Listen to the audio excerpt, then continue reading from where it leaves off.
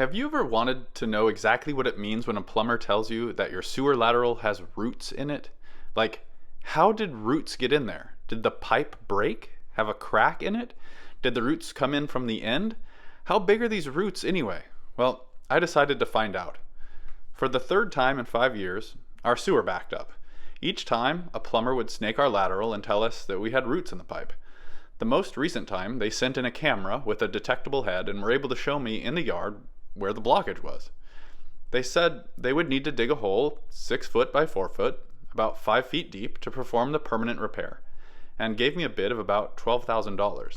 For $12,000, I decided to figure this out myself. Each morning, I woke up early and dug for about 2 hours. Of course, I immediately hit a sprinkler line, which I rerouted around the hole so I could work. Anyway, 2 hours would get me about 18 inches deeper, and then I would soak the area to soften it for the next day. 4 days later, I had a 6 foot by 3 foot hole, just over 5 feet deep, and had exposed the pipe and the problem, exactly where the camera had said it would be.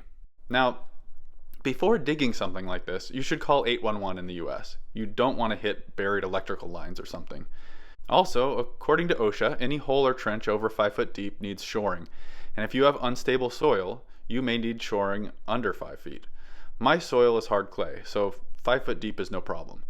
As much as I think OSHA rules are overkill, this is real. A good friend of mine was on a work site where an unshored trench wall buried and killed someone. Okay, there's the pipe, so let's jump in and take a look. What I discovered is that roots tend to grow along where the pipe was laid, possibly because the pipe is in a bed of drain rock and the roots seem to have an easier time following that rocky bed than growing through our clay soil. In my case, there weren't any large roots. Like, the problem wasn't that the pressure from growing roots broke the pipe or caused it to crack something. What had happened was that there was an angle in my sewer lateral, that whomever had installed the line had used a steel banded repair coupling to bridge a 22-degree bend in the pipe. I suppose they didn't have the right fitting and just wanted to be done with the job. And here's the little gap that the roots found. Here's everything all cleaned up to get a good look at our root situation. To be clear, these fittings are great when used properly to repair a straight pipe, but they can't serve as a 22-degree elbow. Here's the root ball that formed on the outside of the pipe before I removed it. And here's what it looks like after removal. It's just a huge tangle of small roots. And here are the roots that grew into the inside. I mean, how is that shot not worth a like? Just a long clog, which looks like it might not be completely made of roots, but actually seems to be. It just smells like roots, actually. It was pretty satisfying to pull that out and know that I would never have to deal with this again. Alright, so we've got our clog all taken care of, and now we just need to repair the pipe. How to repair depends on what the line is made of. Many sewer lines are made of DWV, drain waste vent, PVC, or SDR26. I'd assumed that that's what mine was, so was going to repair it like this, using a gasketed slip elbow, and then a rubber and steel banded repair coupling. But when I went to test fit, I discovered that my line was actually true Schedule 40 PVC.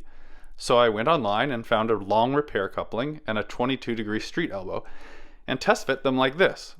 You can see where I've marked the fittings with black ink to make it easy to position them once I put the glue on them.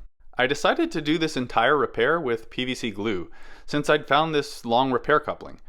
This isn't super easy to do because you're working against time as the PVC glue sets, even with the slowest setting glue. So you'll actually need to practice a few times.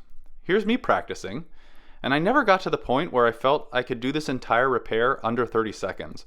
So I opted to glue the elbow on first to eliminate that step. That made offsetting the pipes so that I could get the coupler on a little more difficult, but I wouldn't be dealing with the glue curing while I dealt with that.